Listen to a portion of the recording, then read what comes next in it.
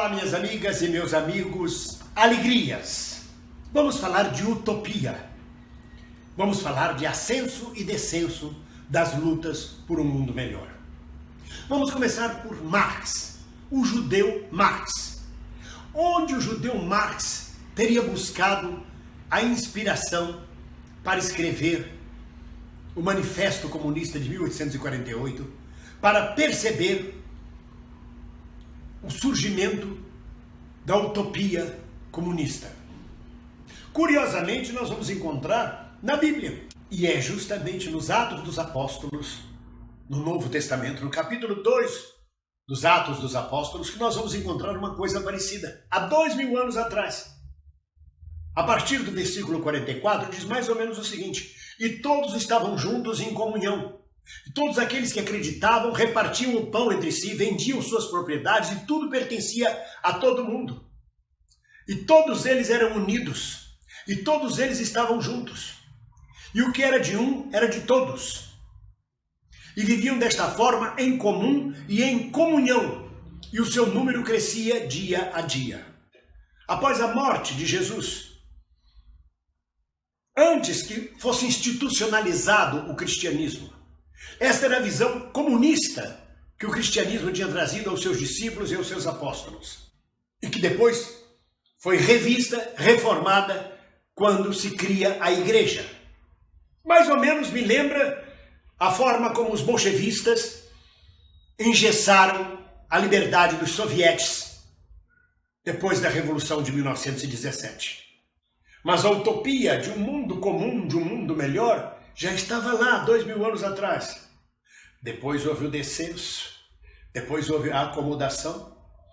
Os que não se acomodavam eram perseguidos pela nova igreja, comandados por Constantino.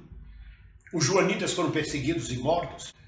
E muitas outras correntes da igreja católica, então surgida e fortalecida em aliança com o Império Romano. Aí a gente vai encontrar, 500 anos atrás, o livro Utopia, de Thomas More, onde ele coloca a existência de uma terra inexistente, mas ele coloca na ordem do dia a utopia. E a luta da humanidade por melhores condições de vida, pela sociedade de bem-estar social, pelo bem comum, prossegue, deságua na Revolução Francesa, e que depois de um período grande, ela é abafada pelos interesses econômicos dos poderosos e volta a se instalar o Império na França. Há um descenso na luta. Volta de novo o povo a se manifestar na Comuna de Paris, a primeira experiência de um Estado socialista. Depois de meses violentamente reprimida, a Comuna se retrai, a Comuna é derrotada. E o movimento das lutas populares entra novamente em descenso. Em 1880, Rosa Luxemburgo relata o total descenso, até tal falência do movimento de lutas socialistas revolucionárias na Polônia, que dependia exclusivamente, sobretudo, da influência das lutas na Rússia. Essas lutas voltam a se fortalecer em 1890 com movimentos anarquistas. E depois, perseguidos, presos, mortos, assassinados, entram em descenso novamente. E voltam a acontecer com a grande Revolução de 1905, um movimento espontâneo, comandado inclusive por alguns padres ortodoxos, que acontece na Rússia e que é violentamente reprimido e entra em descenso a luta popular. Lenin cita que em 1908, o Partido Social Democrata, que mais tarde viria a ser o Partido Bolchevique, o Partido Comunista, e as lutas populares estavam completamente destruídas. E em 1917, anos depois, o ascenso de novo das lutas populares. O surgimento de república anarquista dentro da Rússia, que ainda não era exatamente a União Soviética, era a Rússia Soviética, que depois foi abafada, a república anarquista, pelo Partido Bolchevista. Mas foi a primeira experiência de uma organização comunista da sociedade. E para a instauração e instalação do regime chamado socialista na União Soviética, foi necessária uma ditadura feroz que provocou o descenso das lutas soviéticas, da luta dos sovietes, dos trabalhadores genuínos, e a dominação deles pelo partido, pela burocracia, pela instituição do partido. E deu no que deu.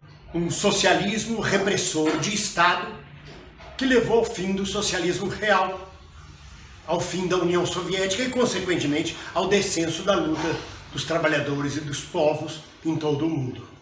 Pela mesma época, no México, explode a Revolução Libertária.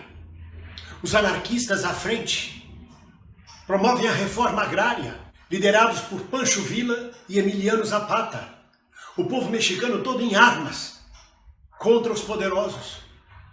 Logo depois, uma vez feita a revolução, os anarquistas exterminados, a burguesia mexicana traiçoeiramente assassina Pancho Villa e Emiliano Zapata.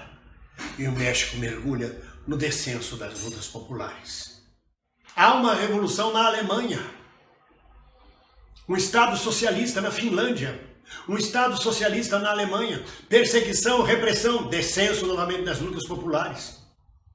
Mas aí volta, em 1936, os anarquistas na Espanha conquistam a Catalunha, proclamam um Estado utópico, mas um Estado comunista. Vencem as forças de Franco.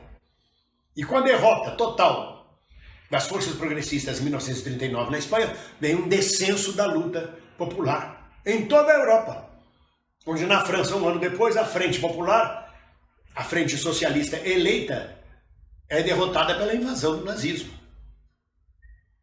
Voltam as lutas e o ascenso da classe trabalhadora no pós-guerra, com a democracia sendo instalada em todos os países e com os movimentos libertários. No Brasil, o Partido Comunista, em 1946, estava completamente destroçado, quando se lança a eleição do regime democrático. Pouco antes, na clandestinidade, realizou uma conferência clandestina na Serra da Mantiqueira para a reorganização do partido, porque as lutas dos trabalhadores tinham sido dizimadas, tinham entrado em descenso. Essas lutas dos trabalhadores brasileiros voltam a crescer no decorrer dos anos e entram em descenso a partir de 1968, com o ato institucional número 5, com a perseguição feroz, com assassinatos, torturas levados a cabo pela ditadura brasileira. Mas, no geral, era um descenso da luta popular, que só veio a crescer depois da morte de Vladimir Herzog, em 75 ou em 78, com as greves do ABC. E mais tarde, com a campanha das diretas já, que era de interesse dos trabalhadores, embora não fosse diretamente uma luta dos trabalhadores. Aí volta na ordem do dia as lutas populares, que agora estamos vivendo novamente o descenso, em escala mundial, inclusive. Mas isso não significa o fim. O que eu estou relatando para vocês é a necessidade utópica do ser humano de buscar uma terra plena de felicidade, de bem comum, do fim da exploração do homem pelo homem, onde todos os homens sejam irmãos. Isso está lá nos Atos dos Apóstolos, há 2000 anos atrás. E eu relatei para vocês das lutas populares, das lutas dos trabalhadores, das classes oprimidas. Não vamos nem falar de Espartacus, do escravo que se rebelou, sem ter as condições históricas para vencer a luta, e foi derrotado. Provavelmente os escravos da época entraram em descenso na sua luta. Então, se você que está me ouvindo, se você que está me vendo, nesse momento, está triste, está frustrado, está melancólico, acusando o povo de não se mobilizar, dizendo que não há solução, que nós estamos perdidos, que o mundo inteiro está indo para a direita, é uma questão de fé. Eu comecei falando da Bíblia. E a Bíblia é o livro de fé dos cristãos.